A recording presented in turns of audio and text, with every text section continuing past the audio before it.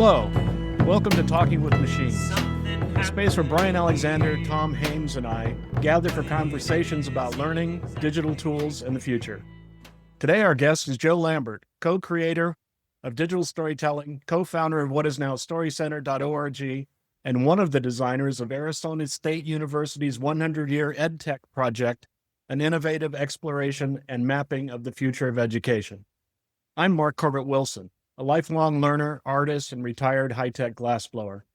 I spent 2 decades working in Surveillance Valley, making gas lasers, X-ray tubes, and the high-intensity lamps used in the manufacture of computer chips. Now I'm a critical digital humanist, the learning technologian at the Western Institute for Social Research in Berkeley, California, and a digital storytelling facilitator with StoryCenter. In sum, I'm a working-class educator in third spaces who helps people glean meaning from experiences and tell their stories. Friends, please introduce yourselves. Hello, I'm Bryan Alexander, Senior Scholar at Georgetown University, where I teach in the Learning Design Technology program. I'm a higher education futurist, specializing in what's happening with colleges and universities. My most recent book, University is on Fire, took a look at what's happening with higher education and climate change. I also run the weekly video program, the Future Trends Forum. I'm Tom Haymes. I'm a writer, a consultant, a teacher. I am currently working on a knowledge mapping solution driven by AI, which I call the Knowledge Navigator, and with the idea that to put together something that will change how we look at information. And I'm Joe Lambert. I will just add that I'm based in Santa Fe, New Mexico, after 40 years in the Bay Area, where my nonprofit was based. And I'll be graduating from my nonprofit in July after 42 years of working for the same organization, which is such an odd thing to say. I've had the same lousy boss for 41 years. I'm really honored to be with the three of you guys. I mean, all of you, Mark and I get to work together a lot, so that's nice. Bryan has been an inspiration to me a lot. And Tom, Tom and I go back to like New Media Consortium and all these conversations about the role of media in education, the role of, new media, computer-based media in education for 30 years. You guys are inspiring to many people inside our fields. And so it's an honor to sit with you and talk about it. What I was going to add is that, like my dear friend Bryan, sleep in the last few weeks has been very complicated. We live in complex times. And I think all of us are holding whatever discussion of the things we're doing inside the world historical moment, frankly, that we have no idea how it's going to play out. So I know I'll just say I'm contextualizing my aspirations toward the utopic possibilities that come out of disaster. But I'm also sitting with the darkness that I think anything we're talking about might be meaningless in months. So I don't believe in revolution. I believe in evolution. And I don't know, even if you look at supposed revolutions in the past, after a period of initial, hey, we're going to change everything, at the end, they shoot a few people and things kind of get back to the way things were before. The good news is that our prior models were not royalist France or czarist Russia. So I don't think the number of people who actually get shot is going to be that big. I'm not saying there's not going to be casualties, unfortunately, but the reality is that I think that there will be a new equilibrium, but that equilibrium is not going to be that far from the old equilibrium. And maybe it will give us some perspective on what we took for granted under the old equilibrium and make us fight harder for those things that matter there. That's my hope. Yeah, I'm more hopeful that things will change a bit more, but that's me. So Joe, tell us what you've been working on in digital storytelling these days.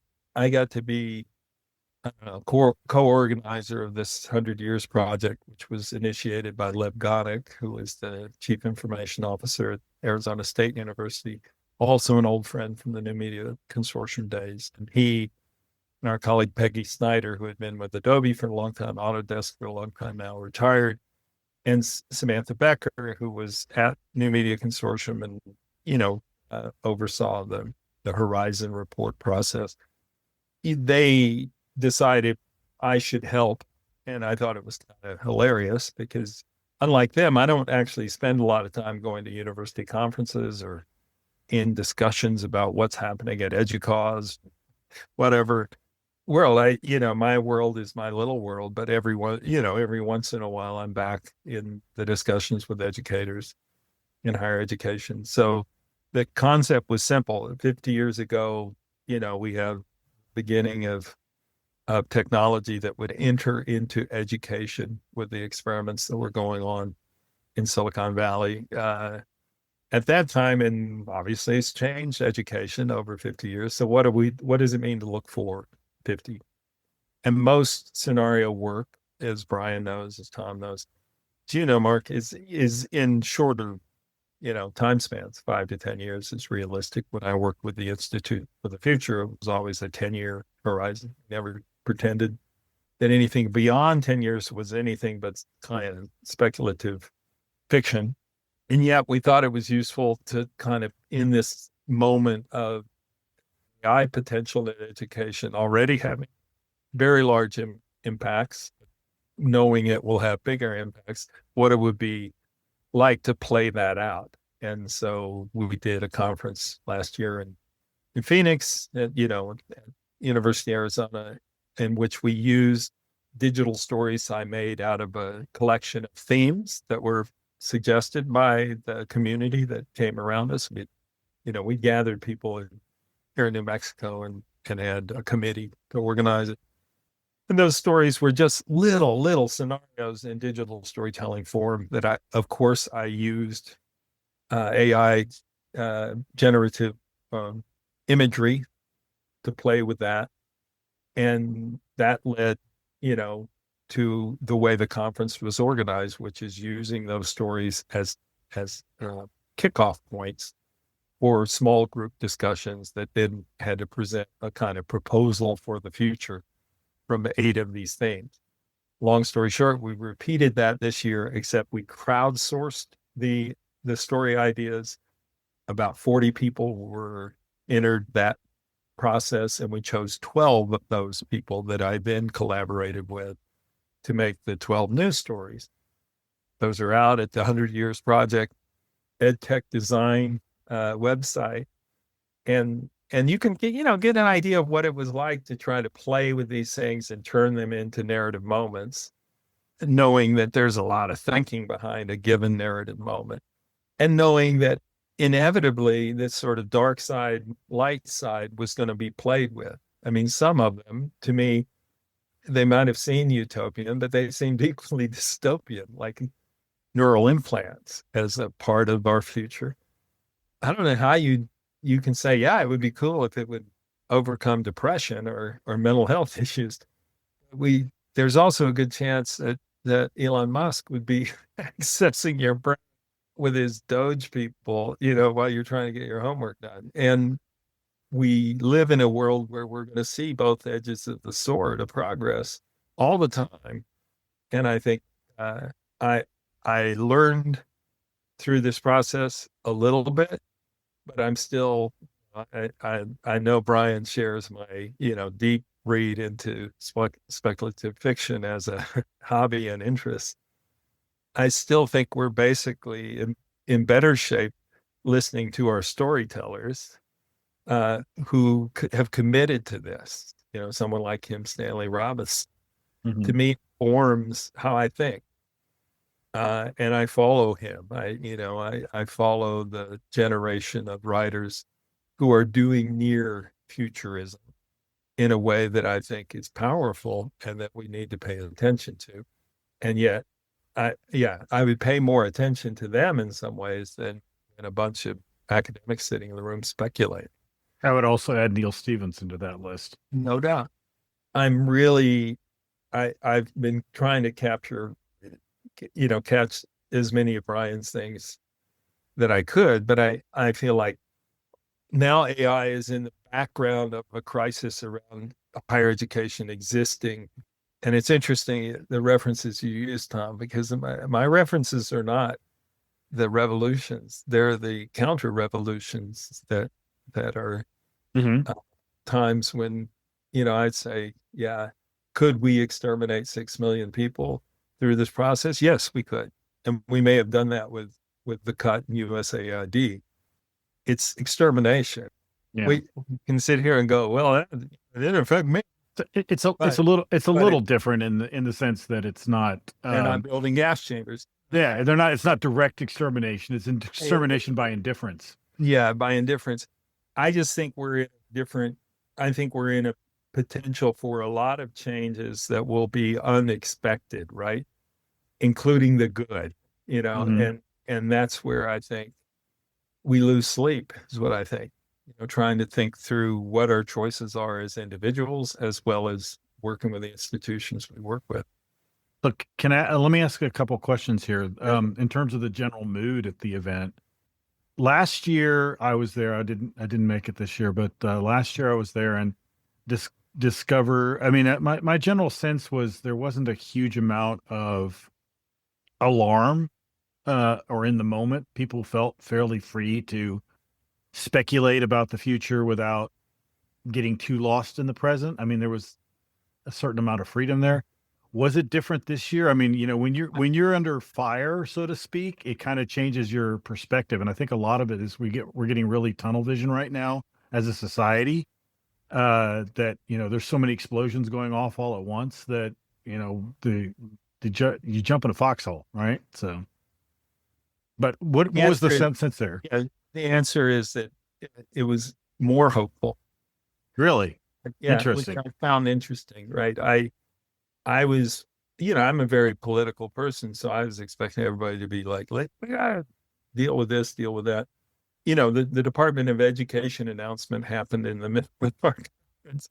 And it was kind of weird. Here we are working on the future, and then they're, listening to the wrestling queen and the president sign away the existence of the department. It was they can't legally do, actually, but yeah, well, whatever. Legally doesn't seem that important, but see, there we go. We're in the foxhole. People weren't in the foxhole, and I think that was extremely significant. And I think we were, doing our best to sort of look beyond. And there are languages that I don't know about you guys, but we're using as this is a good time to start something, because there's going to be disruption. Let's not, we don't know how bad it is, and I'm obviously have bad days and good days, but there'll be enough disruption. If you were making space for new ideas, it could be very effective. So my hope is that, people like us are listening for the signals that are new ideas that we think might be very useful for the communities and institutions we tend to work with. And I for digital storytelling, it's exactly the same. As I'm looking for new ideas about where this might look for the parts of the process that I think is mainly about human self-knowledge in this sense. Bryan, how are things going in our nation's capital? Yeah. No, Can you smell the smoke from Northern Virginia? Yeah, it's pretty good. The sky is red. No, I appreciate your account of that, Joe. I've had more or less the experience that Tom expected. I've been to, I can't think of how many meetings online and in person across the country, and most of the academics I've talked to are either frozen in fright and hoping that Trump won't notice them, or they're panicking. I was at one meeting in DC at the National Academies where we were talking about trying to do climate action, and right after one of our workshops, half the group literally marched down the street to the EPA for protest. And these are universities that are some of them are great universities, and they're running out of money. There are academics who are at less wealthy institutions who are terrified. There are all kinds of strategic and tactical questions. What do you do with DEI? Do you change it to belonging? Do you break it up in order to try and appease Trump? What do you do with your sexual minorities? How do you handle all these different issues? And right now, one thing that really astonishes me is that academics are not talking about the deportations. I mean, which is astonishing. I mean, I was trying to summarize this for people. I realized I had to say some of these students are on the run or in hiding from the federal government, and we've given up talking about this. We've just kind of moved on. Columbia caved in enthusiastically. And now, we're looking at Penn, we're looking at Brown doing the same thing. So I find a lot of academics are either hoping to not be noticed, which means not do anything that stands out.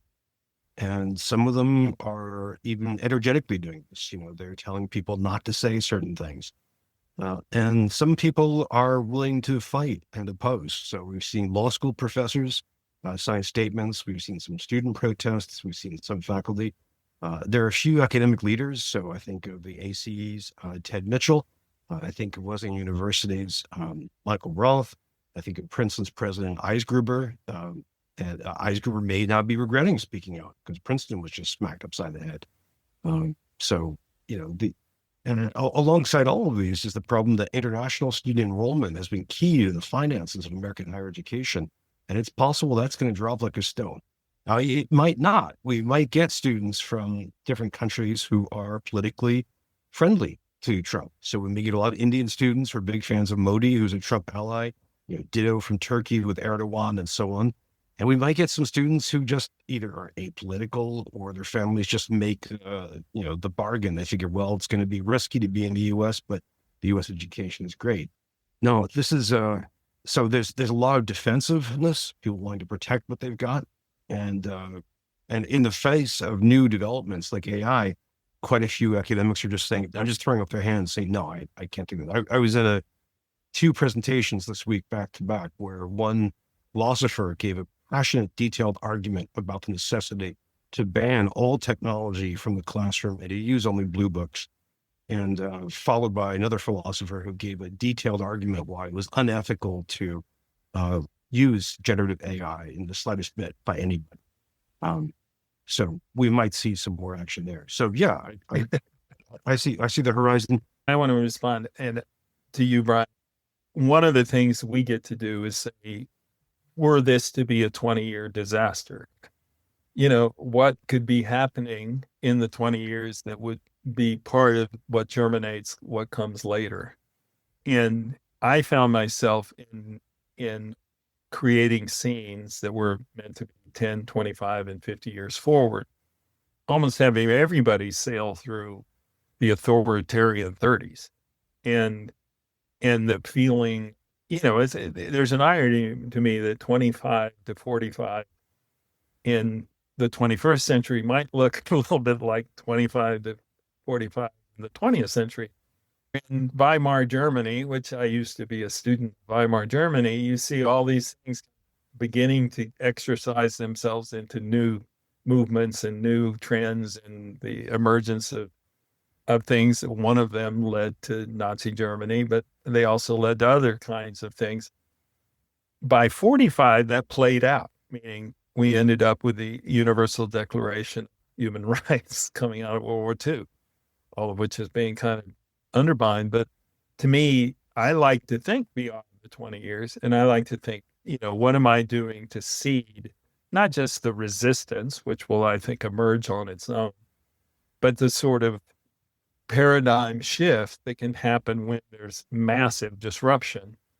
And I'd like to think we're coming up with new ideas, not just the industrial era's socialism versus barbarism, but something more, something new, some new ways of thinking. So I'm looking for all those signals that are, I hadn't thought of that. I hadn't thought about Democrats leading in housing, which is Ezra Klein's kind of like abundance strategy.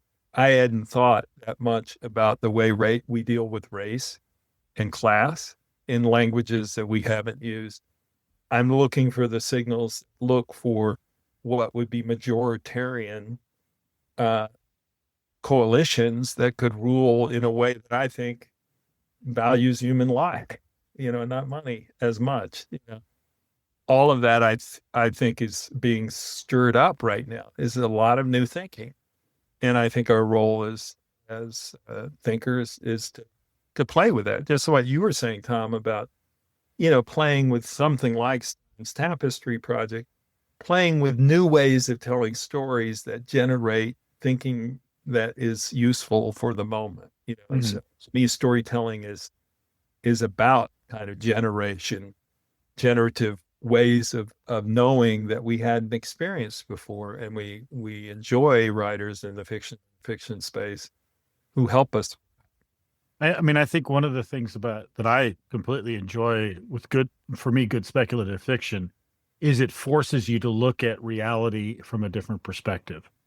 As a photographer, and as I teach, I'm teaching people photography, for instance, when I do that, I point out that the difference between a boring photograph and an interesting photograph is often a matter of perspective. I mean, if you shoot a picture of a chair straight on, it's a chair. But if you shoot it from an odd angle and you get these weird lines and all this stuff, and people look at it and go, oh, that's really interesting. Now I have to explore that with my mind in a different way about how that's put together and how the lines work, et cetera, et cetera.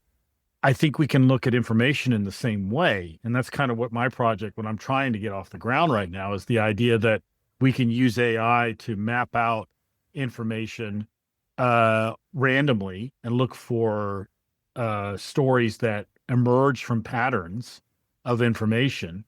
And so we can see where these connections are, because a lot of times I think what we're struggling with as human beings right now is we have too much information and not enough connection. And so how do you lay that out in such a way that you can come up with whole new stories about the way the world works and looking at the world from the perspective of someone else, another story, and I think that we started doing that in the sense of the internet, surfacing stories that weren't told by Walter Cronkite. To me, that's been one of the big things of the last 10, 15 years with social media and Web 2.0 is that suddenly we find out, oh, wow, there are trans people out there. There are people who identify themselves as this or that or the other, and they have a story to tell, and they have a unique lived experience from that perspective. And those stories were trivial in the perspective of mass media that are now coming out. And I think that's one of the real powers of technology, and that it's giving voices to people. Now the problem is, how do we make sense of all those voices? How do we put that in such a way that we show, hey, you know what? This isn't a threat to your existence that someone is identifying as, this, that, or the other. That's their issue, right? So yeah, well, I think a lot of people are feeling a lot of threats. Yeah. And that's just going to escalate. How do we zoom out from that, though? Well, let me come back to that because Joe, I really appreciate your charge. And we haven't made the usual crisis opportunity line before, or raw manuals, don't let a crisis go to waste. And I think part of the darkness I'm feeling is that a lot of my work is involving caring and listening to a lot of people who are venting, who are suffering. Mental triage. Yeah, triage, and also some care, on the front of the line and also towards the back. Yeah. And I'm also trying to research the hell out of this and trying to gather as much information as possible. The creativity is interesting. We've seen some of that appear at the geopolitical level. Where we watch Europe, for example, try to figure out how to run its own military for the first time since the last time, which wasn't that great. We're seeing all kinds of the Chinese government right now trying to figure out just how much of the world it wants to absorb and take over. But in a less cynical sense, I'm really interested in some of the work that come out of the climate movement. There's a really interesting set of ideas right now around thinking about the globe and rethinking social theory in terms of the planet rather than just a given population. There's a lot of creativity around AI and also, tons of opposition. I mean, it's probably the most widely hated technology I've seen for a few years. But there's a tremendous amount of creativity in that. And I think you're absolutely right. We need to keep looking for that. I guess just personally, I need to figure out a way to balance my time, besides becoming a kind of, caregiver for a sector. Well, we do a lot of story work with the sector, and people are coming in with their heartbreak of all kinds. And, an aspect of Story Center's work is kind of mental health work, without a question. Yeah. I'm going to go to Tom's, statement as we do have to exist both in the present moment, even as we are looking beyond, looking to other places. One of the things I would like our community to do is look beyond the global north altogether. Meanwhile in Nigeria, meanwhile in Brazil, meanwhile in Chile, meanwhile in Indonesia, there are people like us just as smart or smarter than we are, also thinking these things through, but they're not in the same structures. They're not even looking at the questions in the same way. Obviously, there's a big global economic environment that we all can get swept away in, but they're also thinking that's way outside the framings that we're used to as people that swim in the water of the empire. And here in America, we think we know everything. We don't, and that's where I'm sort of hoping we'll also challenge ourselves is to break the boundaries of our thinking and find other voices, in the non-Western world, and for sure in India, for sure, but even beyond China and India, which are the 800-pound gorillas of the developing world, if you mind. But I just think there's a lot of new stuff out there that we're not accessing. I'd love AI to help me speak Igbo, intellectual discourse with Nigerian intellectuals that, as they come to the United States, they're having a big impact. I assume back in Nigeria, they're having a big impact. I want to know what that thinking is. And I don't know how to access that in the same way. So that's me just backing up a little and say, where we get good ideas, right? This is super important. I mean, one of the reasons why I mentioned the planetary idea is to make sure that we think in terms of global humanity. I mean, one of the pleasures I have about teaching at Georgetown is that overwhelmingly my students are international. So, we've got good representation from China, good representation from India, but also, Mongolia, Nigeria, Kenya. It's really good to see. And U.S. higher ed is joyously myopic about this. We think we're kind of hip and cosmopolitan if we go over to Toronto. Now, of course, now that is actually dangerous because Canada is the great Satan, last I saw. Bryan, you know that, I forced the international digital storytelling movement to go to Brazil next year. We were going to have our conference in Belém just before COP30, precisely because I think a place like Amazonia and the struggles and the, things that are being forced by the active destruction of an entire ecosystem. There's a lot of stuff being discussed and a lot of policy being fought over and thought about. And I wanted us to be listening to that conversation. It'll be the first conference we do with Portuguese and Spanish, because again, it's been a global North movement around digital storytelling. I know that that's where some of us will end up in the great diaspora of even the United States. There are going to be people, intellectuals and academics, not just going to Canada, like the one brother that I heard leaving Canada from Yale, right? He took off.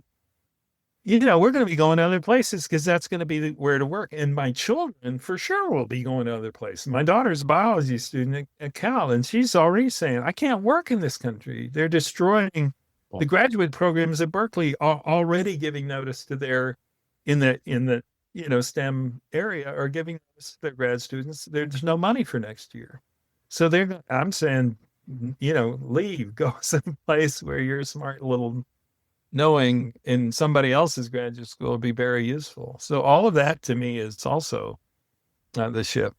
It is. It's a very interesting shift. Tom and I were talking about European universities, which are recruiting Americans. University of Toronto, of course, poached from Yale. I may have an announcement about this coming up in a few months or a few weeks, depending. But it's a smart move, and it's also happening within the U.S. too, where people are moving out of certain red states to get away from different laws. I think for me, in many ways, the hardest part is trying to work through the geopolitical tensions about this. So, for example, I don't feel that I can cite a Russian source right now without running into risks. Trying to grapple with Chinese work. The Chinese futures work is very, very hard. It's so bound up to the state. And of course, Europe right now, just about everybody right now, tensions are higher. But I'm curious, Mark, where you see our conversation heading now. We've gotten global, we've gotten planetary, we're reaching for new ideas. Where should we go next, oh Chief Cat Herder? Well, before we pivot, I thought maybe I should weigh in from the left edge out here in California. So as is almost always the case in our conversations, I have a little different take. Again, being, from California, so, a native Californian that spent most of his life in California. And as I mentioned before too, I try to see both sides of these issues. We talked to my former political science teacher who taught me about the tripartite way to look at things as liberal, conservative, and radical. And I've always identified with the radical point of view. But here from California, there's a lot of things that happen on the left as well that I find disturbing. But I think the one thing I want to say is I can never pronounce the German word Schadenfreude. I'm sitting here, the last couple of years, the last few years, but the last couple in particular, just thinking to myself, because of course these are not popular opinions, but thinking to myself, wow, so you people have discovered trans people. Cool. I first worked elbow to elbow with a non-binary person in 1974. It wasn't an issue. The issue was, can we get those damn dishes into that dishwasher fast enough so that we can have clean dishes for the rest of the lunch rush? That was the issue, not Bambi's orientation. I don't even know Bambi's real name, but I remember Bambi. And I think to myself, okay, you discovered gay people or trans people. It was 1980 or 81, I can't remember exactly, when I walked into a place in Hollywood, California to have breakfast, and there were 4 very large bearded men in sequin strapless gowns with feather boas having breakfast in public. So I'm like, okay, I'm glad everybody's discovered this. I had a negative experience around these kinds of issues this week with the conference being canceled. So I just, I try to take a balanced point of view. So I'm a little bit hopeful, as you all have mentioned, that in this disruption, which is no doubt about, we're in a disruptive period, that new things will emerge. And I'm a big proponent of complexity theory and the adjacent possible. And so while bad things are happening, there's no doubt about that, there's also a lot of panic, probably most of it well-deserved. Some of it seems a little too much, but, from my point of view. But at the same time, my interests, as you all know, is outside these institutions, because I'm really not welcome as an old retired craftsman, with not particularly terminal degrees. So I work outside institutions, and I'm hopeful that will grow now as the institutions go through this struggle, which they will go through. And as Bryan has pointed out for years, there's a demographic component that we were going to lose a bunch of institutions anyway, just because of demographics. So, that sort of gets overlooked in the conversation often. So there's going to be a reorganization. But my interest, again, is in third spaces, as I mentioned in the introduction. And I see it as an opportunity to take education, lifelong learning. I'm not a big fan of higher education, but lifelong learning or advanced learning, to take that out to the people, as my working class anarchist point of view says we need to do. I don't think everybody needs to go to college for 4 years, but I know that everybody needs a way to continue their learning throughout their life, especially the way things are changing so rapidly. So that brings me to where I wanted the conversation to go, to ask Joe how Story Center has evolved just in the last couple of years to accept the technology, to accept it critically. We are looking at it critically, but we're also teaching people how to use it to maintain their agency, to tell their story. So we always foreground that, but then try to help them acquire the skills to use these technologies in a thoughtful, ethical, caring way. So I wanted Joe to just share with us his thinking about what's going on. What Mark's referring to is that out of this experience last year, I decided there's a workshop I could do called Voices of the Future Present. And I wanted to see if my community was interested in telling stories with generative AI and other tools that are available about the future, meaning writing fiction. 99% of the work I've done in my career is writing actors, reflection on one's own experience. And so the interest in that has been really good in the workshops we've had that Mark's helped me on. I thought we're very successful in the sense that we didn't have any idea whether the form of the short narrative brought into this future scenario thinking would work. I hadn't done that work in scenario thinking since the early 2000s when I was a fellow with the Institute for the Future. But my sense is, kind of in the middle of, at that point, the end of the Biden presidency and heading toward whatever was coming next, there was a lot of interest in speculation and people playing with that, both personally and also within their sense of social aspirations or context. I'm very positive about the use of those tools. I know I have friends who are artists and designers and even theater people, because this year in the stories I made, 9 out of the 12 stories I made, I used AI generated characters reading my scripts, which is in a sense, I hired actors out of the generative world using 11 Labs, design your own character tool. And I suddenly, I could hear, my old friends in the theater community going, what the doing? You're disimplying us. I was like, dude, you were never going to get any money out of me anyway, because everything I do is so poor that it's ridiculous.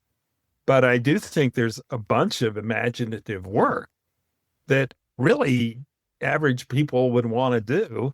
And I'm still convinced that this story working process is one of the healthiest learning environments there is. People making stories about things they care about matters.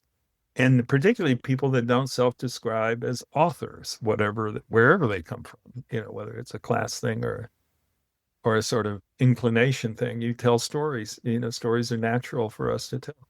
So I'm very excited that we could make our little films as an experiment in our thought, our thinking process. And so I'm hopeful that will continue. We're going to offer it again and we'll see where it goes. In my retirement, I'm definitely going to play more.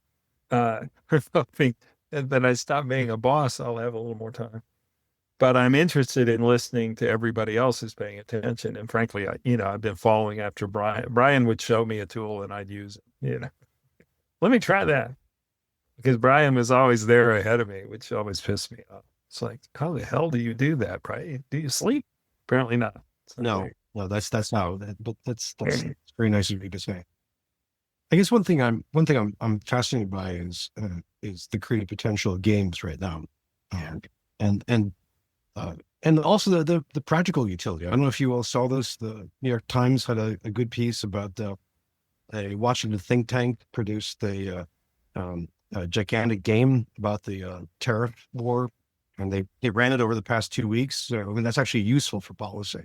And I was looking through a scenario built by an interesting, cranky group of AI people who wanted to imagine AI in 2 years. And so they claim to have run hundreds of tabletop role-playing games about this that they built.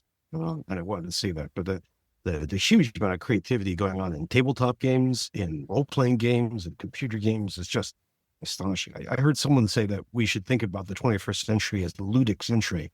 And I like that. I like that. It has some flavors, potential. They didn't use AI to create their AI game? I don't know, actually. I haven't gotten the materials, and I haven't asked them a question. Maybe I should check it out. Well, if they're anti-AI, I would think that would be a little ironic. No, it's a little complicated. One of them is, I'm sorry, I don't have their names offhand. One of them was one of the leaders of OpenAI. Okay. But left during the what's his name? it's a Russian name. But during Starts with a K, during the yeah. attempt to get rid of Altman, they Yeah, left. yeah. Another guy is one of Phil Tetlock's super forecasters. Another one is sorry, I'm blanking. Scott Alexander, who's a blogger with the effective altruism movement and all this. So it's an interesting, odd group of people, but Hmm. I mean, it's just a sign that gaming is becoming this much more popular and widespread and productive. And I just love seeing that. Yeah, that was my last year. I became a board game and I, self-studied in the board games, and Bryan and I were exchanging our games. I couldn't sustain it. What do you like to play hard. as It an was avid wargamer myself? Oh, it wasn't Wargamer. I mean, no, I had never played these European Mm-hmm. style complexity games, and suddenly I wanted to understand the mechanics because they are like playing with system, system input output kinds of thing.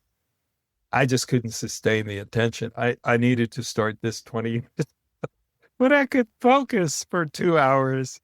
I've unfortunately gone beyond the ability to focus for 2 hours on a game. Plus, I was finding it hard to find gaming friends. There was one bar in town that I could go to where there would be these guys that were like, "Yeah, we'll play that 3 hour game with you."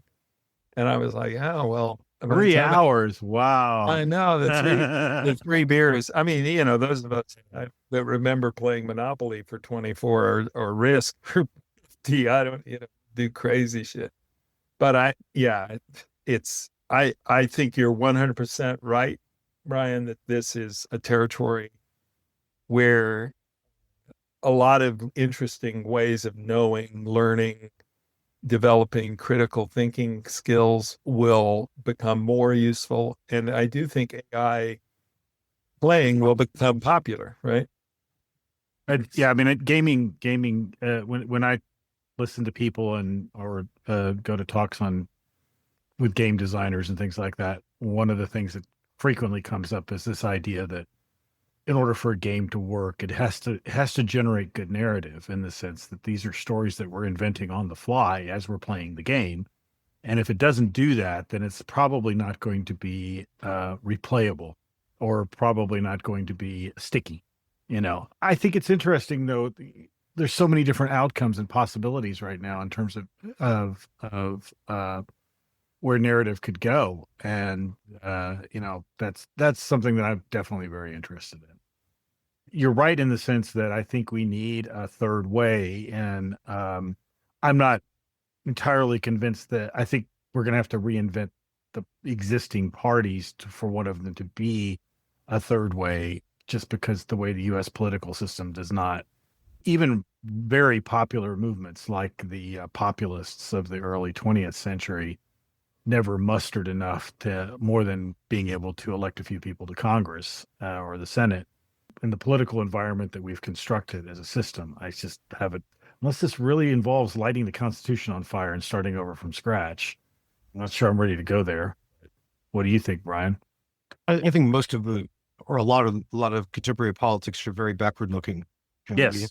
We have Trump is really aimed at initially his first term he was really aimed at the 1950s, and now he's really aimed at the 1890s, and that's distressing. And you get a lot of this as well from the Democrats, who are aimed at trying to protect things that they see the 1930s and the 1960s. Yeah, the New Deal and the Great Society, and you'll see this in some of the names. I mean, the Green New Deal, for example, I thought was a great idea, in part because it just mobilized the popularity of FDR. But still, and that's in a sense that's half looking backward. It may be in part that we've got such a gerontocracy, that we have so many really super old folks who are in charge, and that's where their mentality is. I mean, thinking about the Trump administration's actions towards Iran, and I keep thinking, okay, the late 1970s are a live thing in his brain. Thinking about his dreams of America against the 1950s that he's thinking of. And we have so many old folks who have a really hard time giving up power, and sometimes for good reasons. They're really afraid of of not being able to support themselves in retirement, sometimes because they are still passionate about what they want to do. But that's something that we're going to be, struggling with for a while. I'd love to read your piece on the death of print, Tom. I'm looking forward to that.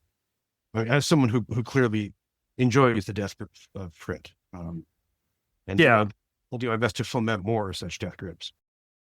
So I shared with you guys a new word that I learned a couple weeks ago, textism, which I love that. I'd never run across it before. I don't know, maybe it's out there, but so I've pushed back my entire life against this linear thinking.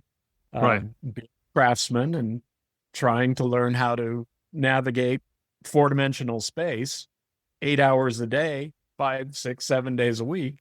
I always thought that, just using language, which is very linear, was very limiting.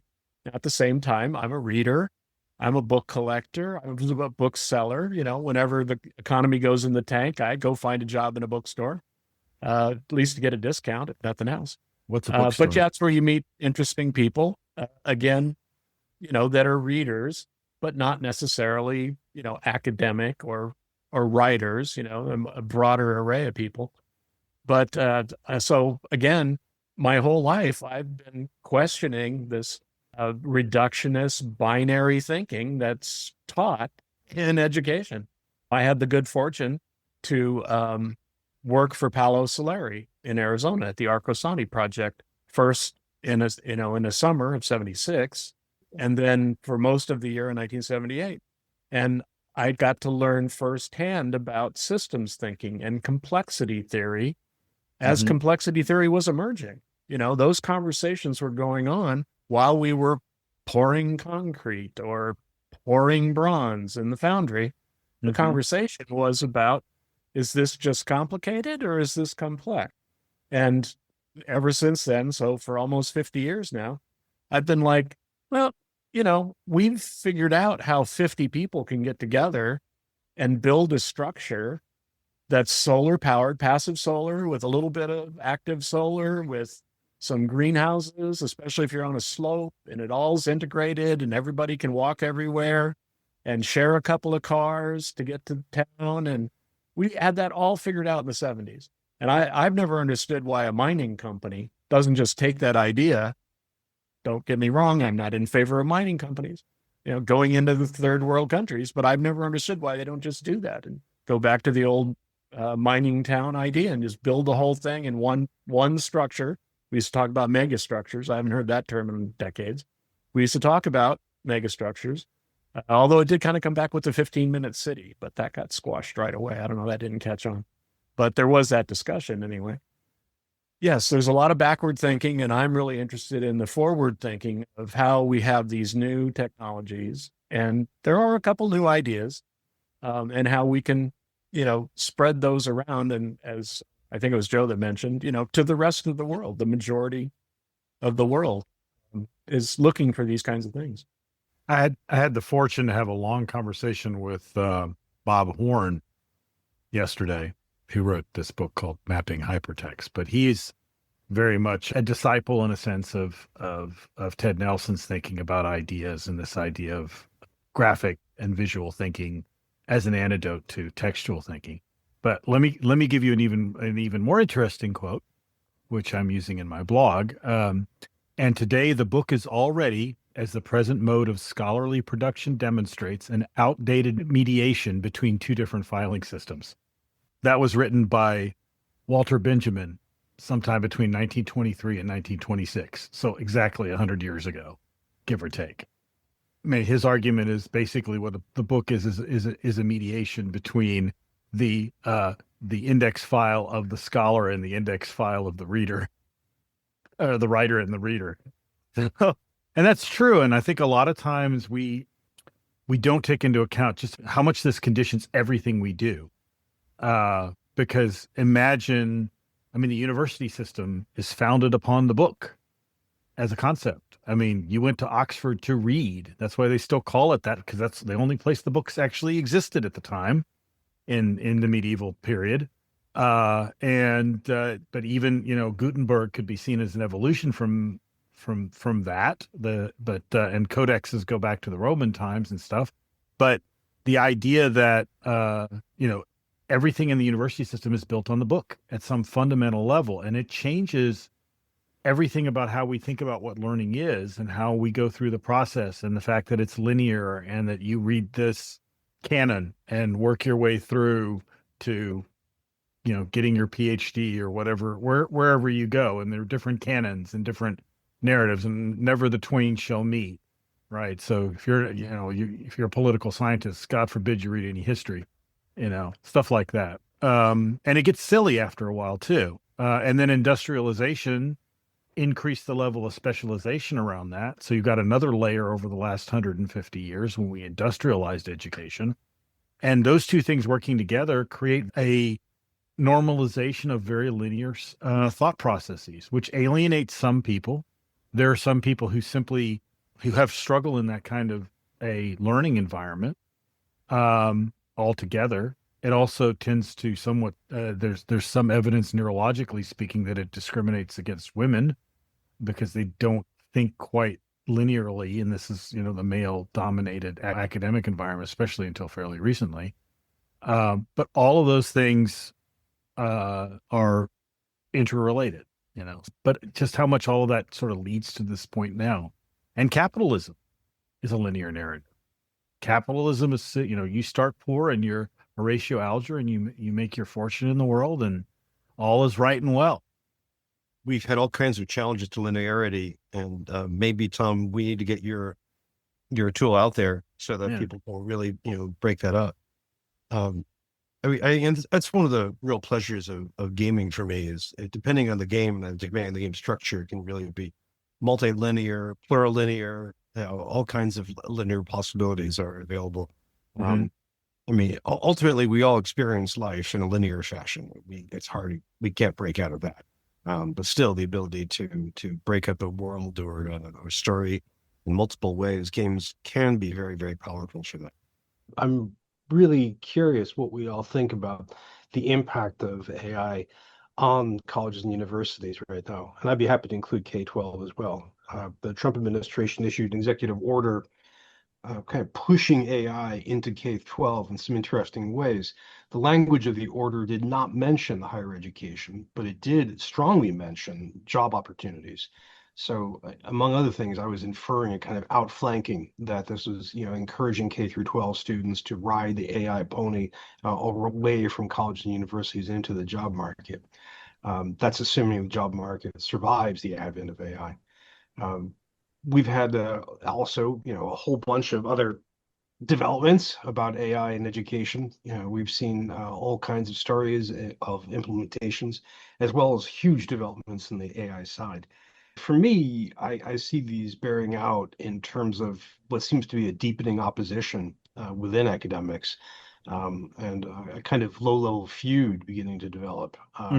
We have some faculty and staff, as well as some students who view AI as dangerous to the higher education enterprise for all kinds of reasons that we've discussed, notably the questions of cheating, notably the questions of a lack of effort, removing necessary friction for learning, as well as some of the political arguments that AI is based on exploiting labor in different ways, or is aligned with right-wing associations, whereas we have those who advocate AI, either that it's something which is simply in and of the world now, so students need to be prepared to engage with it, to the idea that it might actually benefit us in different ways, from personalized learning to enhanced creativity. And to me, it seems like that division is heating up, and it's one that's going to define how we apprehend AI over the next calendar year, in fact.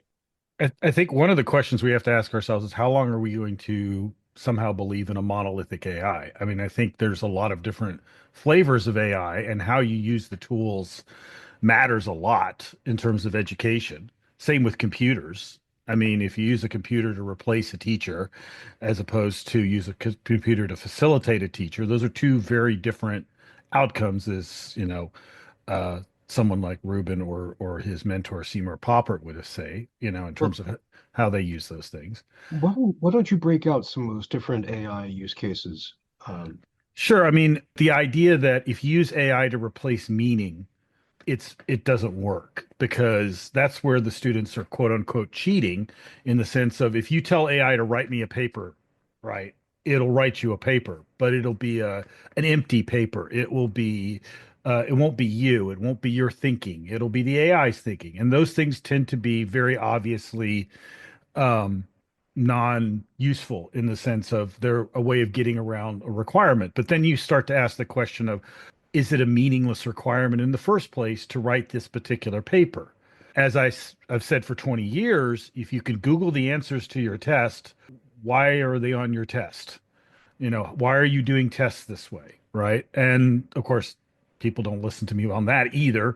But AI is just yet another leveling up of that. But if you don't apply your own thinking, if you don't start with the gestation of your own thinking, and put your skin in the game, then I don't care what you do, whatever tool you use, it's going to be meaningless in many ways. And I think that's the real thing that educators and the educational system doesn't really want to face up to and look into the mirror on, because the reason students are cheating is not because they're trying to cheat their learning. They're trying to cheat the system, because they need to pass this class and they need to pass that class and they need to get a degree because someone has told them that they need to get a degree. And if AI helps them with that, then whoopee, it's just a game. And that's how most students, unfortunately, look at education. Not all of them, but a large percentage. And unfortunately, that's also how education has sold itself, as, job training in that sense. And by the way, I would say there's a third output for education from the two you mentioned, in the sense of, is this a private good that's basically job training, or is this a personal learning growth thing, which also could be interpreted as, well, that's nice for you. This is a private good, you're happier or whatever. Why should we pay for that? The third one is, are we generating better citizens and employees for society in general?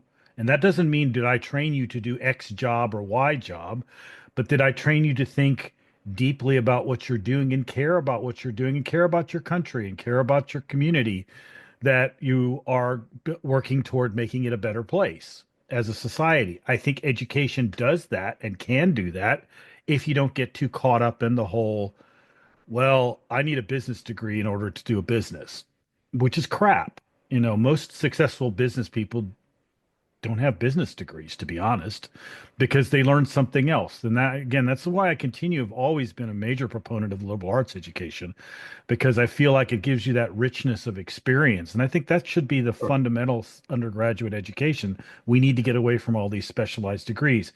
And I think AI will undermine that, because AI is fundamentally disrespectful of disciplinary boundaries, especially ones that have become hyper specialized in our environment, to where you have a degree in not business, but in, accounting and upper Moldova or whatever, or something like that, those things are a product of increasing specialization in the from the industrial academic mold. And it's gonna challenge those things. And I think that's where the resistance comes, because there are a lot of professors of accounting in upper Moldova, and they're gonna fight like hell to not have their program undermined, right? So, Well, Tom, you've just outlined a whole bunch of topics, and one of the things that you mentioned at the start, I wanted to ask you a bit more about. You're talking about AI, students using AI or misusing AI in order to generate soulless, empty content in order to play a bad version of the game of higher education. But you're also concerned that we would think about different types of AI that wasn't monolithic. Where might we use AI in higher education in the opposite way? One that would be soulful, one that would reflect students' creativity and being, one that would enhance our students' ability to express themselves and to share their voices.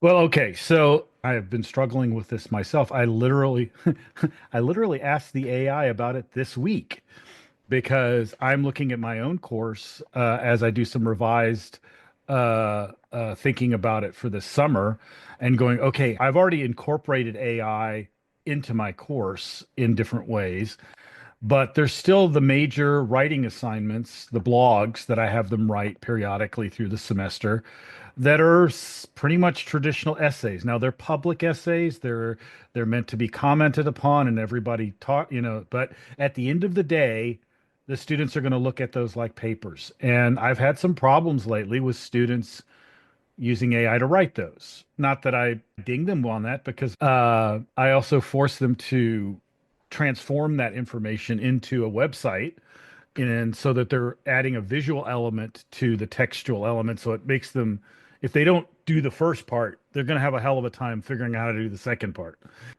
These are ways in which I'm trying to get them to think beyond the AI, but I'd actually like to incorporate AI much more directly into that process. And so I've been doing some thinking about, okay, how can I get them to put their own drafts into the AI, use it to polish for them, but that the core of the ideas are theirs. And this is from a bunch of students who don't think they have any ideas that are worth hearing in the first place. And that's where I'm trying to figure that out. I may have to do some stuff interactively in class.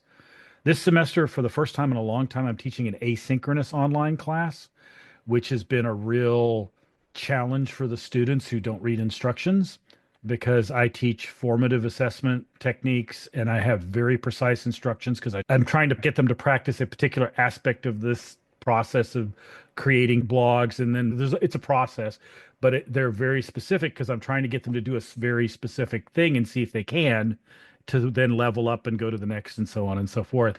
And if they don't read the instructions, it's a bad. And I made videos. I went out of my way for this class. I made videos explaining all this stuff in addition to writing it down.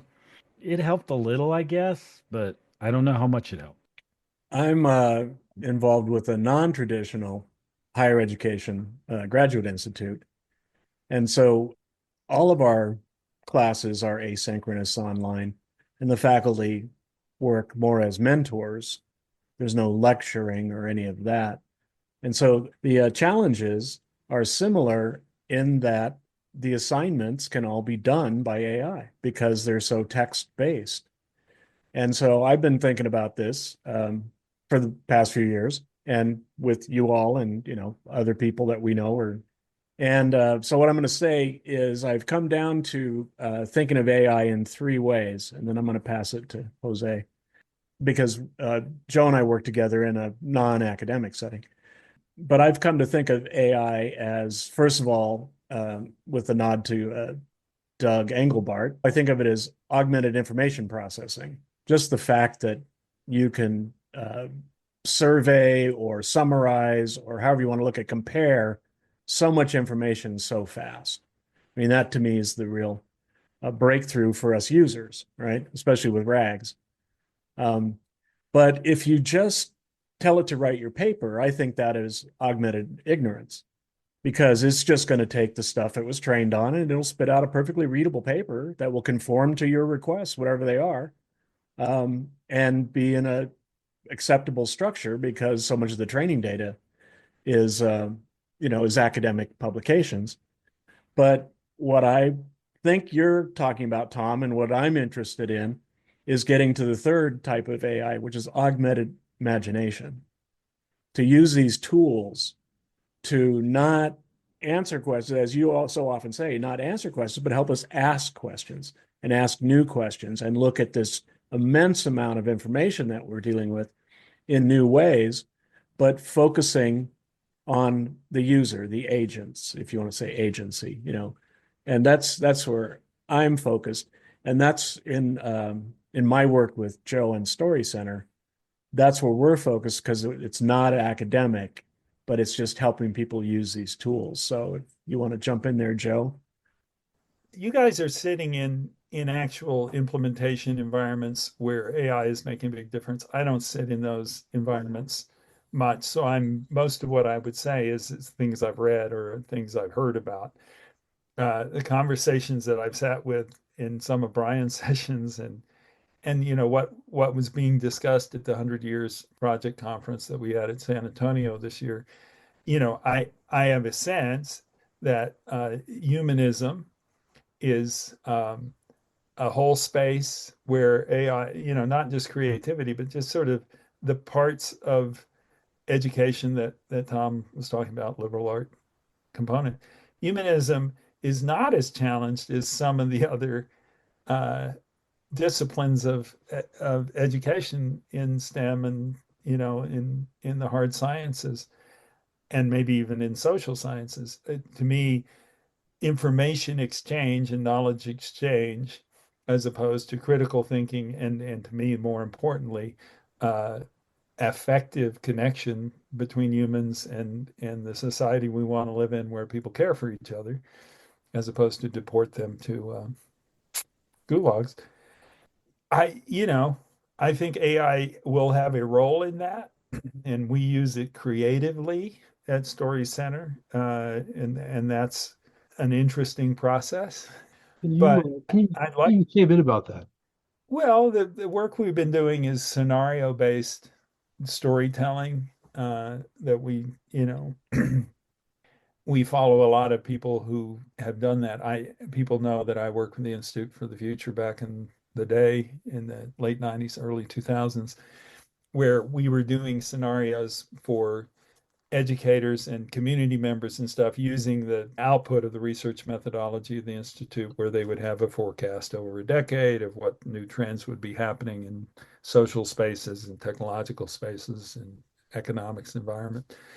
And the idea was the little stories, as opposed to reading a fully blown speculative fiction book. The little stories would aim at a given uh, area of change that would affect a citizen imagining their life 10 years forward.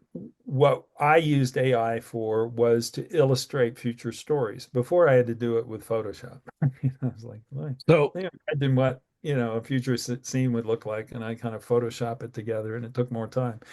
Now I can use AI generative image tools or generative video tools to make these things very quickly. I created a course out of that called Voice of the Future Present that we offer through Story Center. Mark's been part of that. To me, the creative act, like the physical making of a thing, Mark's a glass blower. And I'm an old theater guy. The doing is the process. And it as something makes an image for me really quickly. I mean, there's some creativity in the prompting, but it's not the same. And in a way, I found a gimmick to make stories quicker using less resource. I don't know what it would have cost to make one of these movies if had I hired a professional illustrator, professional voiceover talent, professional musician, and I didn't have AI do the editing. I wanted to do the editing myself, so there was some crafting in that. But the rest of it was just a cheat. And did I learn anything from the cheat? Yeah, a little bit about, prompts and the mean normative of AI's capabilities, which are generally to reproduce the normative of our culture, right? Everybody looks hot if you have a picture person, and most of the scenes look like they're out of a certain kind of feel that I'd associate with science fiction book covers. I don't, there's some great artists. The guy who illustrated the original Dune book for Jodorowsky, I keep thinking about Yeah. that. Beautiful, Yes. influenced all these people, but it's got a feel, and it's kind of recognizable in an archetype. So is that useful? Yeah, it's cool. It's an instant gratification. I think in the humanities, what I would hope AI is doing, so this isn't what I know is being done, but I would hope in the humanities, it would it would be about people being connected to each other in a way that the AI is facilitative. That how can AI help us do our story circle? I I think there's something there. And story in this sense is like human beings in vulnerable context talking about experiences in their lives in which an AI can be made uh, to be more friendly. I Mm. think Claude is more friendly than DeepSeek, for example. More friendly. What does that well, it mean? won't send you to a labor camp. But Uh, DeepSeek might send me to labor camp, but my own government might do that for me. I don't well, need deep. especially if they find you using DeepSeek. Yeah, well, they could. So I have two questions related to your comment, Joe. First of all, the what you did, what do you see as the true value add of what you did?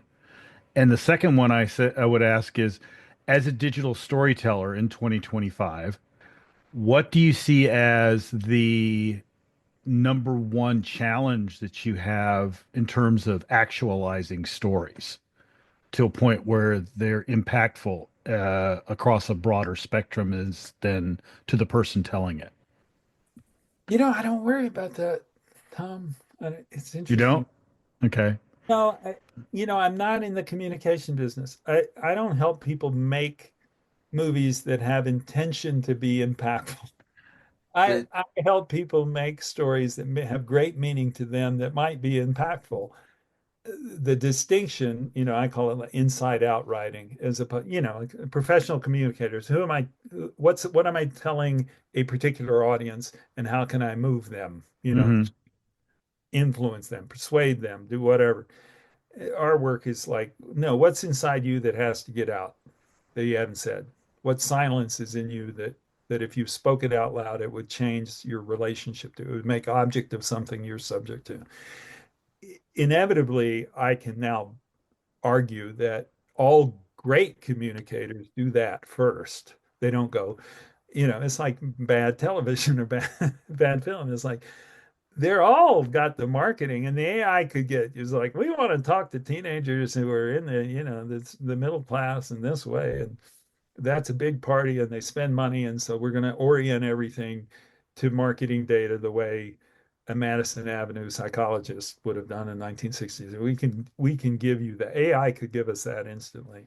What they can't give us is the true connectedness that when you witness somebody working something out.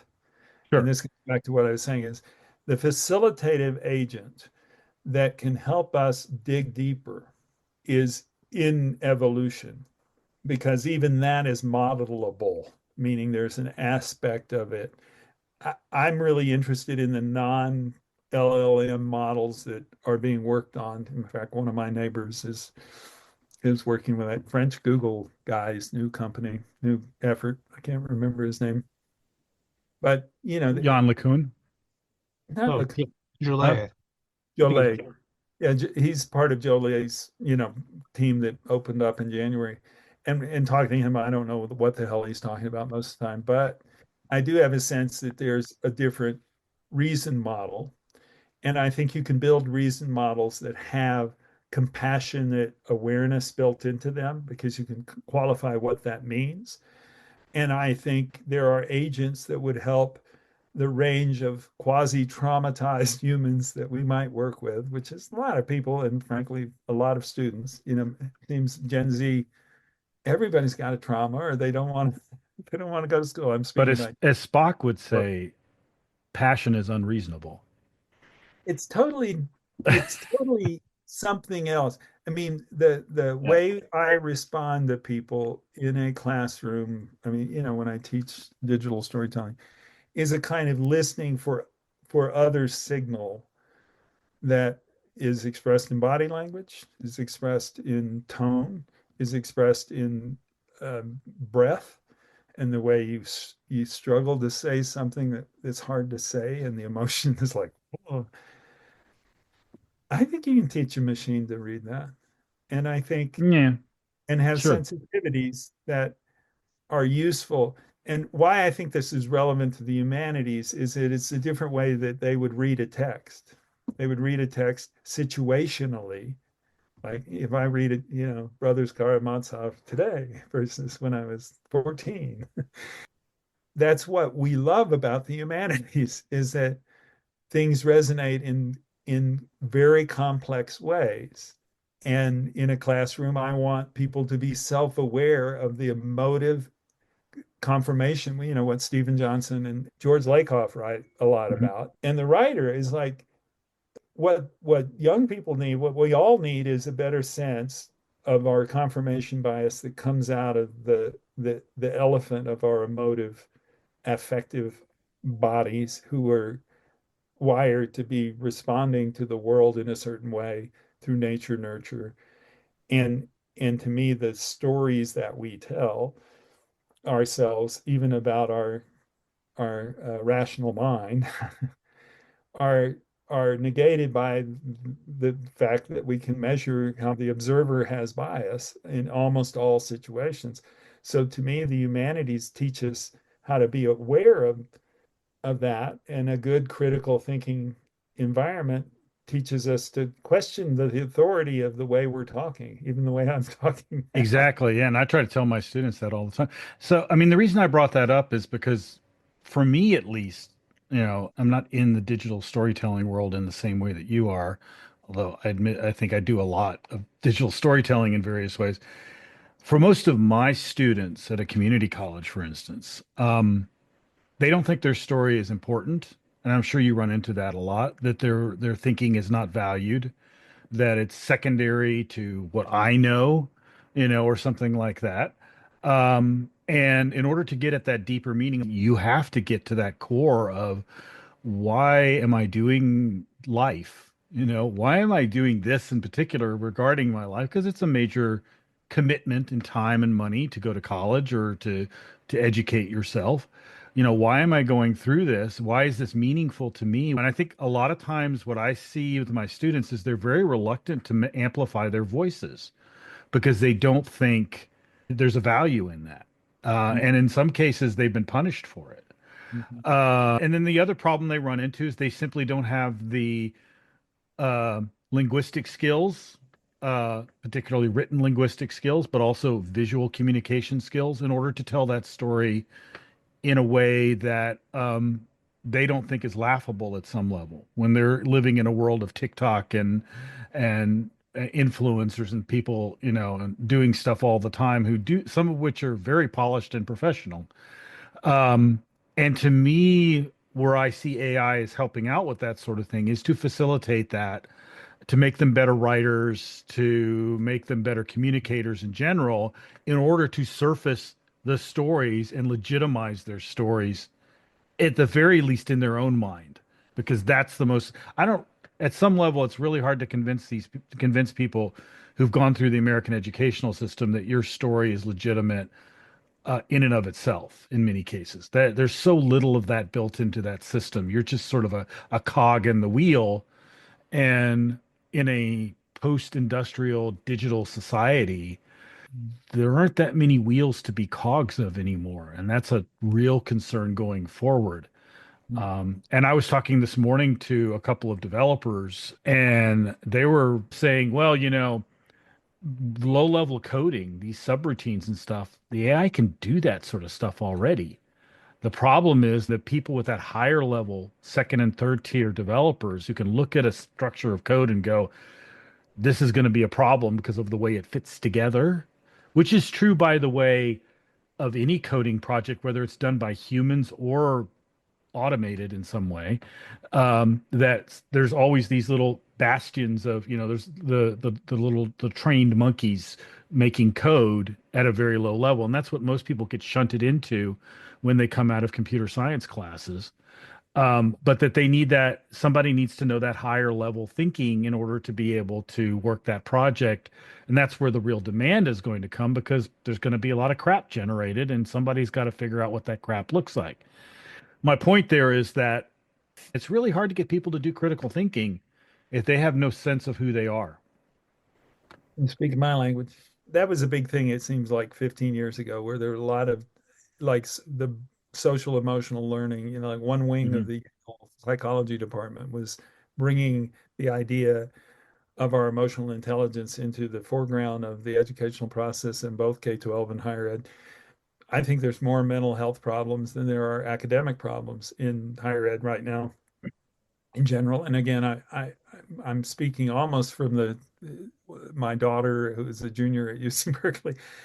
Just how many of those kids have got a condition, Yeah. or Yeah. some, and to me it's like we were talking about AI's usefulness, and somehow landing back, will it ever be useful with us being more human? And I'm making a strange argument that it could. and that I don't think that work is being done. I think it can teach and replace all computer programmers, which I understand that's the fastest being, the job that's disappearing fastest is a computer. Who Not knew? not as fast as prompt engineer, apparently. Yeah, I bet. Yeah, that's I predicted that years ago. I was yeah, like, this ain't gonna last. the idea to me of is college about helping a person go from being a child to an adult? Does it really have to have more than that? Meaning, even the idea of a vocation is a relatively complex thing because so many undergraduates aren't getting jobs in a field, even if they're a STEM oriented field immediately. I mean, X amount do, but a lot don't. So to me, it's still about having a place where, children go away to grow up a little more under supervision of a kind.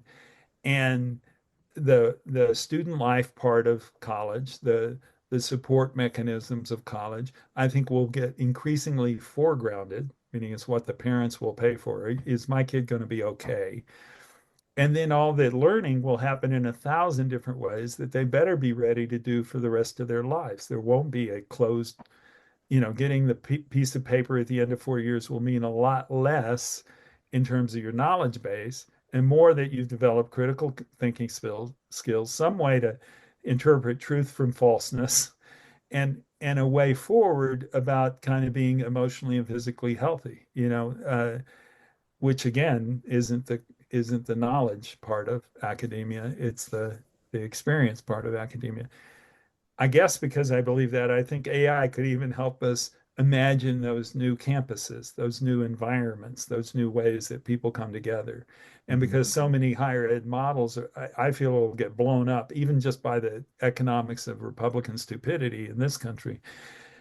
You know, we're going to have spaces to figure out, well, what does that thing look like? Does it look like outward bound? What does it look like? It might be very different. So that's my provocation here is Yeah. So that's the conversation I'm trying to have. I just came out of an academic meeting before this where I got to say, so I've been telling my liberal friends, and you can include yourselves in that category or not, that things are not as bad as people are imagining in this new environment. A lot of it's going to be pushed back against. And what I try to focus on is the opportunities.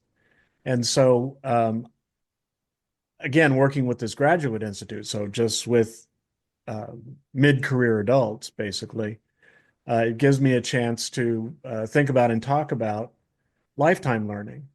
So I think that you're always going to have Harvard has $53 billion. So I'm not worried about Harvard. And the Ivies, they all to a more or less degree.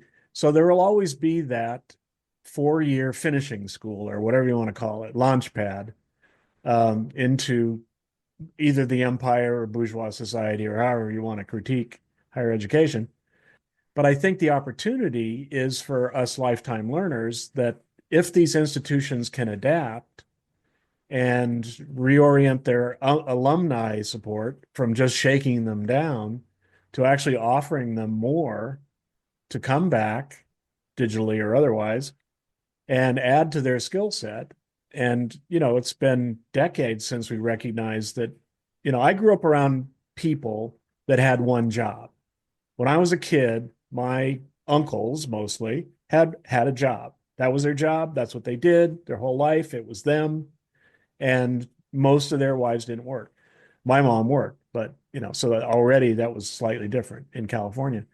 But we've recognized for decades that that's just not the case, that people have multiple jobs and multiple careers, and it's only getting more disrupted and worse. And so institutions have this opportunity to say, hey, you're one of us. Come on back. Let us help you in this new venture.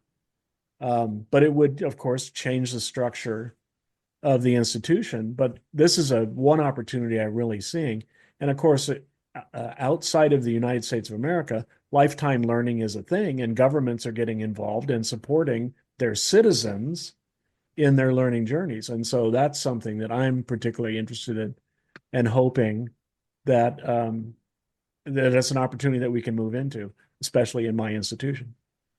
It sounds like what you're describing is a really, really powerful pedagogical implementation of AI, one that is really humane, one that is really focused on using AI to bring forth student capacities. And it might be in terms of mental health, because we do have a crying need for mental health professionals, which isn't being met. And so, one option is to use AI, um, to using AI to generate stuff that we can't do easily. Joe mentioned images. I do the same thing. Rather than hiring an artist and taking days or weeks and spending hundreds then thousands of dollars to do all of this, I can, quickly bang out imagery that I use in work. But not exclusively. I use Flickr Creative Commons images all the time, and generate some of my own. Uh, but the question I have for you all is, how can we structure colleges and universities? How can we support that academic work when instructors and their support staff are already overwhelmed with other tasks and other fears, especially given, the Trump administration right now, which is, I think in many ways, much more dangerous than you described, Mark. And B, when they don't have the time or professional support, when there may be one educational technologist on campus for 100 faculty, and C, when there are so many fears, so much opposition, so much critique of AI, that taking the time to figure out how to use it in a writing class, a philosophy class, an art history class, when you think that AI is a mistake, a disaster, a damage. I mean, how do Mhm. we how do we work through this kind of implementation besides cloning Tom and Joe 1,000 times? Yeah, I mean, it's all going to be tests. At the 100 Years Conference, the way we gathered our future stories was we did a crowdsource of like 40 proposals of what the future stories, and we made 12 of them. One of the ones that was given me toward the end was using neural implants to create healthier mental health spaces, and that was ostensibly a optimistic, a utopian perspective. And as I was making, I was like, I'm really creeped out by all of this, the idea. And so I had to make another piece that was dystopic using the neural implants that Elon is working on. So we all program or something. I think people have to see cases, right? They have to see things that work. And I'm confident if people saw example, because I think we know that there will be a her like aspect of all of our information devices, and we know that that's happening in these, the Japanese fall in love with your phone kind of. But I think it's normal. I think it's actually normal for lonely people to have somebody to talk to. I think it's normal for people who feel like the things that's really bothered them is really weird. Could I talk to somebody who will tell me it's not weird, that it's my neurodiversity is fine. It's wonderful. Devices can be trained like pets to do that. And then, will there be dependency problems? But I think in the cases of this sort of humanistic AI lifelong assistant friend that keeps you in school your whole life, and so, which we all are. We're all learning engines as humans. And if we show healthy ways that that works with outcomes that normal, social science investigations or even, medical public health investigations do, then we find out more. In our conversation with our friend Chris Gilliard, he was staking out the territory of the AI abolitionist and pointing out the power structures of the creators and the promoters of these technologies. And I think that's the real concern that underlies all of these. So yes, there will be good use cases and there will be negative ones. I always like to bring up the fact that the military is keeping an eye on all this and driving a good part of the financing. It's built into these technologies in a way that we need to acknowledge. They're created by this culture. Talking with academics from other cultures, of course, they're struggling with them because of their cultural insensitivity from their point of view. hopefully that will be addressed as this technology does spread around the world. I have a real concern.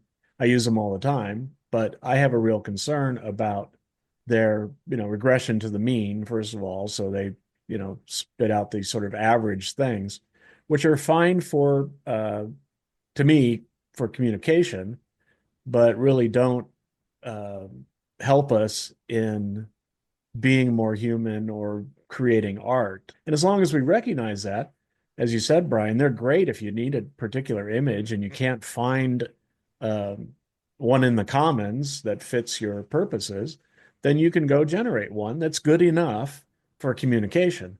But you're not going to propose that it's a work of art and should be on a museum wall. It's just, a good enough image generated from the cultural detritus that these things are um, trained on. But I'm really hoping that academics do look at this higher level critique of these technologies and the corporations that build them and how they're, and now in this new climate, we're being set up for these public-private partnerships, as they're so cheerfully described, where these corporations are taking over more and more of higher education, or at least they're being set up to take over more and more of higher education. And it's particularly worrying about this new letter about K-12.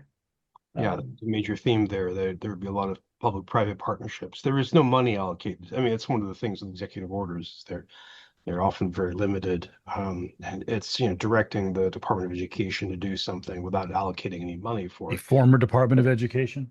Well, it's typical. Republicans want to abolish it, but they also want to use it. So, the Department of Education got all kinds of marching orders. You want to use it, as Linda McMahon so well put, to help with A1 education, because A1 Yes. education is what we're all working That's for. right. But we don't. I think in many ways, what you just described, Mark, is a use I think that would still end up being controversial, um, in the sense that we would be using a tool, not just a tool, but I mean, ecosystem, I'll call it a tool for now, that is that compromised. And I think that's something which we'll see again and again. That now one question is, I think a benign version of this might be like what happens with ebooks versus print books. Ebooks didn't destroy print books, but they took over a big chunk of the market, and then they just kind of settled down into an equilibrium. A lot of people will read both, add in audiobooks to the mix. Some people refuse to use ebooks because they miss the smell, texture, blah, blah, blah. Some people refuse to read print books because they're completely digital right now. But no Fire one hazard. That's right. There was a famous XKCD of someone doing a book burning and starting the Kindle on fire. It doesn't go well, but that's a very kind of convivial way of living. In my classes, I have to set up. I do a little extra work at the beginning of the semester to say, okay, well, whichever version of the books that we're reading, discussing we have to make sure that we're literally on the same page. So, if you're using an audio book, figure out how to cite it. If you're using a Kindle book versus an EPUB and versus print. And maybe that's what happens if you go through a given history department at the University of California. You will find some professors who say, yeah, we want to do a very Joe and Tom style humane use of AI, where people are going to be working with bots. They're going to be learning prompt engineering, although they might call it something different. But they'll be using it to express humanity in an Engelbart way, to augment the intellect and to expand learning. And then next door, you'll find a prof who says, no, this is a hideous device of corporate exploitation, and I'm not going to allow it in my classroom. And the university as a whole has to figure out how to support this. So Well, the other thing we fail to go ahead, Joe. It's the same. And there could be the version of the Skinner School that's in, far northern, Northwest Territories or innovator, someplace where you don't have any electricity and you only have chalkboards, and you send your student to that school because you that's the away from all this nasty shit. I called this the retro campus idea, and I've had this at the very least, where people turn in all their devices at the front door, Like right? on free zones. Yeah. Yeah, There's a blog in my gestation zone, tentatively titled "The University is an AI," because the other thing to think about is I think one of the things that bothers faculty is this loss of control over the information. And this has been a problem ever since we've gone into the digital world, in the sense that students are no longer limited by what's on the syllabus or even what's in the library. They can go and find information from anywhere, right? And we all know that that sets up a much broader sense of what's information, or what's good information, or whatever you want to call it, appropriate, whatever you want to call it. Um, and I think AI undermines that even further. But you gotta think about the university as an organism that censors information, and this is something the right wing definitely jumps up and down about. They think that the university is censoring information, or saying information that is, this kind of information is good and this kind of information is bad. We've inserted an algorithm into these universities, and I'm not saying that algorithm is inherently liberal or conservative biased. I think it's rational biased, which has its own, limitations. But that's baked into the system. I mean, when you were in grad school, you had to read a canon that, this is what's acceptable in this field. These are our, ones that every political science grad student has to read: Waltz and Walls, and then these guys, and Mearsheimer, and so on and so forth. And you go through the list of, and so on and so forth. And I think there's a feeling of a loss of control there by a lot of professors who are trying to teach a canon of books, whatever that may be. You can, but one of the things I think is really kind of interesting and fun to do, and unfortunately I can't figure out a good way to share it yet, but you put your personal canon as a curated collection into a RAG like Notebook LM, and then you allow the students to interrogate it as a way of constructing their own, uh, but then you still have a limited universe of information, in the sense that I built one a few months ago for a workshop I was doing on assessment in AI. And so I didn't put a bunch of AI stuff in there. I put a bunch of stuff about good assessment practice, and um, pedagogical practice in general, some of which had to do with technology, but they were all pre-AI books. And I don't think there was anything specifically AI, but I was able to interrogate it about, okay, if I want to set up a formative assessment regime for a class using AI, what could I do given these sources? And it only interrogated those sources. And, that to me is a way of using AI in a way that I think would be less problematic, because you may not be controlling the model, but you are at least controlling the garbage in, garbage out part of the model. And so if it's not garbage in because you've personally vetted all of these sources and have used them or whatever, we all have books that we all come back to. I did my 25 books every technologist should read, and that's kind of the canon that I've used. I've added a few more since then, but every year I find a couple more that I feel like need to be in there. But you know, um, we all have that. I have that. I have a separate set of books that I read for political science. I have a separate set of books that I swear by for photography. So I can build these specialized libraries essentially, and then use the AI to allow my students to extract the ideas out of it, which I think is part of the idea of using content in the first place. It's not about books, it's about ideas. And I think that's something we also tend to miss. And also freaks people out when I start talking about that too. Post paper. It's not post text, it's post paper. Text has utility, but you have to understand its limitations as well, like any other technology. If you wanted to make a system that would cushion the blow of introducing AI into colleges and universities, I would lean into things like retrieval augmented generation AI, because you're using the same techniques and you're using the same interrogatory. How do I work with AI? How can I use it to make things better? That's one way to do it. But how do I control the information universe that the students are using? And you can open that up and say, okay, for this assignment, use the canon for this, and then do it again and use the broader thing, compare the two. That's a great critical thinking exercise right there. because you're going to get different result if you use a RAG with only the books that you Sure. put in there, as opposed to just throwing a question onto Chat GPT, you know. So, working with older students, um, you could go with the technique like some educators use, where the students create the syllabus. Mhm. I work with older students and with faculty, guiding them as the subject matter expert, but guiding them and letting them help contribute to the RAG.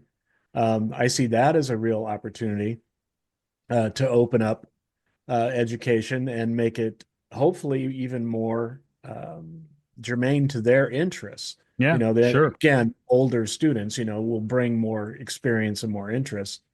And that to me, that's how I think of it when supporting lifetime learners. People that again will be coming back again and again. This is the way I approached education. I didn't realize um, Nobody told you the how rules. bad. Yeah, nobody told me that this was a bad idea. I thought that, well, I could go to college. Especially I used it as a counterweight to the economic situation. So when there's a recession, I would go back to school. So I went to engineering school during the Reagan recession. And then after 2008, I went back to school.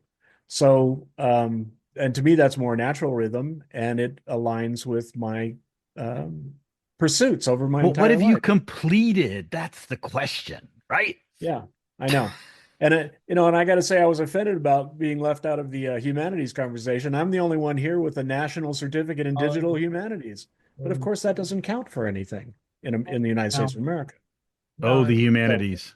you know, it's the funny thing about, we're talking about uh, learning and the process of learning and the idea of the role of the institution, the role of the expert teacher, the role, and these things that will, they're not going anywhere because I like coaches, I like teachers, I like humans, I like a human touch. Employment's this whole other thing. I think we're well aware that increasing numbers of people will be um, superfluous. I wrote something years ago called the pet economy, where I argued that 20% of the population, even 20 years ago, created all the need structure that was to meet the first three tiers of Maslow's, needs. It was because they could create all the food and all the shelter and all the, essential needs, and the rest of us were pets. Basically, whoever had money allows us to boutique something for them where the added value is the thing that gives it value. It's not just the pair of shoes you need. It's a very nice pair of shoes that costs $400. I don't know why, but it does. I I'm really concerned about what happens to all of us that don't have jobs at every age. And how do we feed ourselves? And I like universal basic income. I like all these ideas of the way we'll move tax around, but I also think we're going to have more starving people. I think we're headed toward dystopia before we get through the impact of the roboticization of most tasks in economic life. I would argue, if I was to be in charge, UBI, the universal, but be tied to creativity, and that Hmm. in the end, us making shit for each other, almost like a gift economy of Mhm. art, would be enough for us to be human and useful if we created more and more beautiful places that people could be part of But and now do it. you've hooked an extrinsic motivator to something that has to be inherently intrinsic. Yeah, maybe. Does That's it? my biggest complaint about. I mean, this is the problem I have with teaching a photography class, Yeah. is that I have to put grades on things, and that just completely ruins the Experience. take pictures because you love it, you Oh, know? right. You guys have to give grades.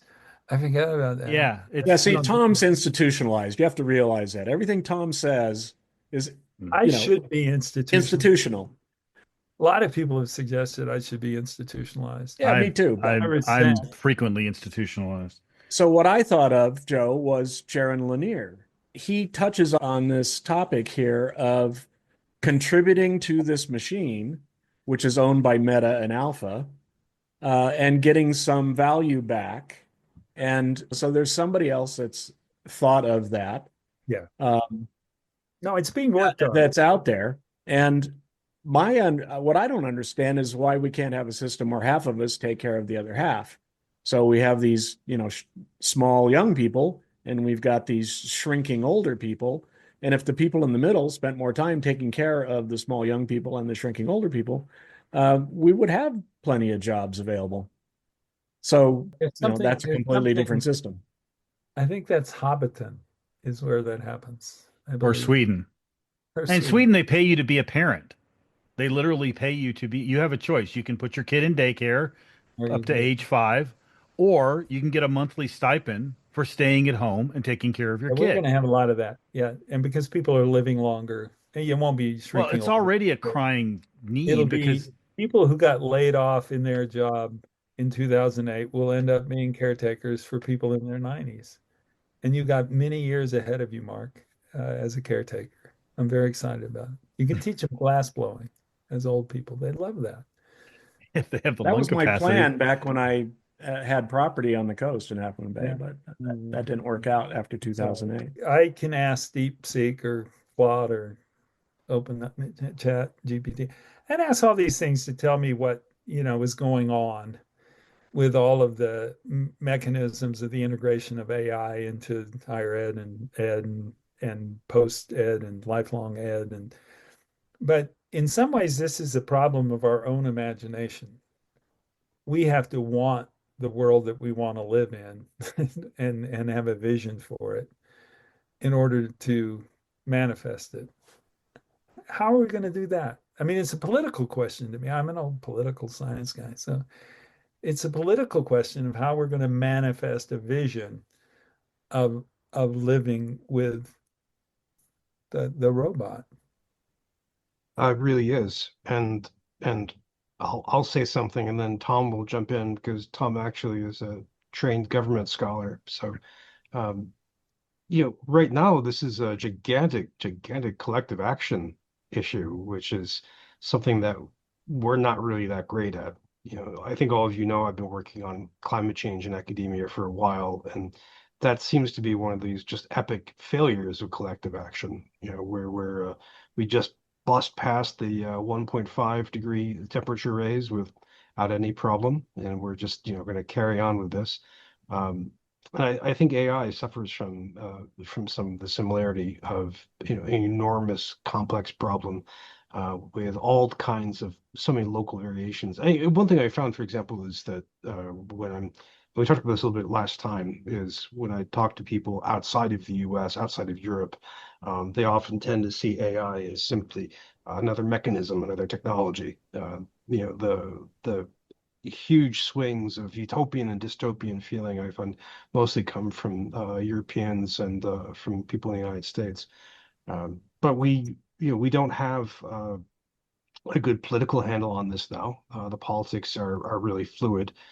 Europe passed the AI Act, which they passed it before finishing writing it, which is pretty interesting. And they're still iterating it, if I can be polite, putting it out bit by bit. The Biden administration had some directives and some plans, which the Trump administration has gleefully undone. China has its own plan, which is to triple down on AI at a national basis, kind of whole government world. But what roles does this play for? What roles do we have for civil society? How do dissenters make their positions held? It's how does the media cover this? Right now, this is a gigantic collective action swamp. And meanwhile, AI is developing faster and faster, often with huge amounts of money that make their own gravitational force. Um, I mean, I think in many ways, this is the time for educators to jump into AI in order to influence it and to make it more humane. Because to some degree, companies will listen to us. I mean, we're not in charge of the world, but we are a market. Companies like Apple, like Adobe, like Microsoft, like Google work with educators in order to get a better sense of crassly who they're selling to. It's for market research as well as marketing. But we have that ability now, and we can really take advantage of it. But we also have to be ready to engage in other fields. So we have to think about making more media like this podcast. We have to think about experimentation and sharing our results. Uh, but we also all have the problem of we're all really, really occupied with other things right now. And AI is pretty honkingly complex. The professional development on it is difficult to find, and it's very challenging. I, I try to think of an equivalent of this, Joe. It's difficult. I mean, I'm thinking of some of the earlier industrial eras, say the third industrial revolution or the second. But the problem is we have such a more globalized world. We have such a richer media environment. We also have a lot more democracy than ever before. You know, you think about, say, Europe grappling with industrialization in 1900. You know, it's a massively anti-democratic, massively colonialist and imperial project. We're in a very, very different space right now. So I think our job is to explore and to make as much noise as possible and try to make this the most humane and potentially powerful and interesting AI that we can, and to try to avoid the dystopia at all costs. Mm. And that's why I get frustrated with people who dismiss it out of hand and say never, no way, how. And I'm like, well, it ain't going anywhere. So what are you going to do? And by the way, you can use AI to help you figure out how to use AI, which, is an interesting way of augmenting, these are the kind of things I'm trying to accomplish in my task or my class or whatever that happens to be. Give me some ideas based on these principles, this book, whatever, to develop a strategy for accomplishing this, whatever that may be. And it's actually pretty damn good at synthesizing that sort of thing and giving you a set of advice. And, It is, and I think in many ways this is probably not going to happen at scale, but I think this is where educators can really step in and complement AI. Not saying what a right. great job you're doing AI, but to say they can help the world Attaboy grapple AI. to help the world grapple with this because potentially this becomes very, very strange. I mean, we're already literally seeing some strangeness of AI generated art or AI generated materials in the built environment, everything from clothing to public art to machine design. We're already seeing some of the interesting political side effects of this, which can be very unsettling. You've all probably seen the Trump Gaza video. If you haven't yet, that's a pretty astonishingly weird thing. But how to think about as well robotics. I mean, the U.S. is we're falling behind a bit on this, but when we infuse robotics with AI, then we get a very, very literally different world. Even if Tom is doing the robot dance, thank you, Tom. But I think this is where educators can really step in, not just in classes and not just in their own scholarship. Both of those are important, but also as public intellectuals to come out and say, all right, to have somebody who is in media studies to say, this is what we can learn from the history of media. Somebody who's in computer science can explain the technology. Somebody who is in politics can explain how state governments and international organizations are grappling with it. I think we could become the trusted partner for the world as AI makes things stranger and stranger, but we actually have to do it. Yeah. Yeah. Can't run for the hills. Yeah, I really want to know what's happening in other countries and good and bad and in between because Sure. I do think these issues are fairly universal and the impact is fairly universal No, and it's well, this is part of the problem, Joe, and we is trying to think about this globally. And climate. Yeah. AI is like climate. I think framing it like that is it's so interpenetrating with all aspects of life on the planet. It's like well, that. And because it's huge and because it seems to have, capitalism is causing it to have a mechanism of no return, in a similar kind of overwhelming way. I think it's a great way to look at the two dilemmas. And it appears in the current moment that the global effort to um, mediate the impact is equally perilous. which isn't a good feeling, and that doesn't mean, AGI will, I'm old enough bomb to, through this. It just means so much will be disrupted by yeah. the activity that it's like this. It's like a global weather system over decades getting worse. And I made an argument though that's precisely the opposite a few months ago in a blog. I said the AI revolution will be small. And what I mean by that is it will change us all individually, and that's where the real power lies, is that decentralized change coming from individuals doing their own thing with their own AIs or doing their own thing with AIs, just in the same way that, anybody who was in the 1960s or 70s, thinking, oh, the computers are going to get bigger and bigger and we're going to hook into them and blah, blah, blah. And then the magic of the PC revolution is that it was small. It put tremendous power in the hands of individuals in a way that was not there before. And I think AI does the same sort of thing if, we give it half a chance to do that. And there's no dictating force there. I think what's going to start seeing is people are going to start using the AI in a way that is specifically appropriate to them. My international friends consider this a new form of imperialism. And so it's I not know. small. We had that It's large. conversation a few weeks ago with Ma, and I think Yeah. actually I kind of convinced her that looking at it in this way, I think opens up opportunities for formerly dominated narratives, and I count that post-colonial and indigenous, whatever definition or hanger you want to put on that. I think that these things ultimately empower those kind of narratives in a way that gets back to the conversation we were having about digital storytelling. How do we surface narratives? I mean, I think that's one of the most powerful things that you've done with Story Center over the years is you surfaced all these narratives that nobody listened to before because they didn't have the tools, the digital tools necessary to tell them. And the people who did have those tools were not interested or were not telling those stories. Well, because there's only so many stories that Walter Cronkite can tell at once. As humans, we will survive because we're inventive, creative things, and we will adjust in the large, but we'll also adjust individually. That's what I have faith in. If we feel like our stories matter, we have agency, we have a degree of control over what happens to us. There's a lot of work to ensure that we have individuals, given those rights. So I hope we do have them.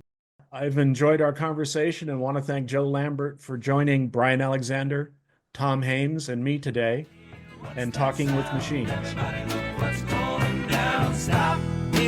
What's that sound? Everybody